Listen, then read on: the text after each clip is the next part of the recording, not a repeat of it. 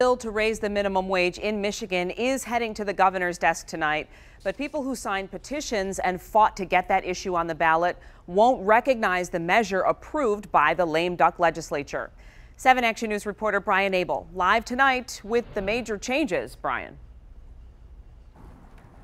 Yeah, quite the journey for this movement. Started with over 300,000 signatures being submitted back in September. It survived multiple legal challenges, and then lawmakers, they adopted it, and then it ultimately became amended into what was passed tonight. And now the people that were originally behind the proposal say it looks nothing like what the people of Michigan wanted. Tonight, lawmakers in Lansing sending a bill to Governor Snyder's desk that would raise the minimum wage in Michigan to $12.05 an hour. But instead of 2022, it'll raise incrementally until 2030. And instead of tipped workers making that full $12, they'll only end up with $4 an hour.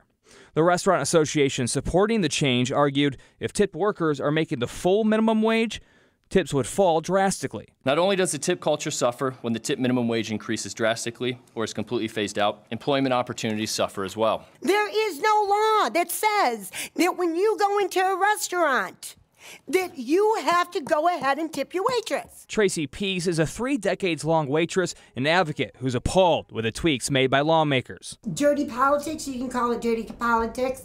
I want to go ahead and I want to call it heartless. But some small business owners say the legislation could not only hurt their bottom line, but have unintended consequences also. It's going to be very, very difficult to hire a 15, 16, 17-year-old kid who doesn't, frankly, really know how to do much at a wage that's the same that we're paying to a mature person. In the end, raise the wage advocates like Peace say the tactics in lame duck amount to silencing the will of the people, and the governor should therefore veto. Governor Snyder, you already have an iffy legacy. You don't want this to be the last thing that you do. Also sent to the governor's desk, an amended bill dealing with paid sick leave for employees. As for Peace, she says that if the governor doesn't veto, she'd rather start from scratch, and get that original proposal back on the ballot so voters can ultimately decide. Reporting live in Southfield tonight, Brian Abel, 7 Action News. Brian, thank you for the live report.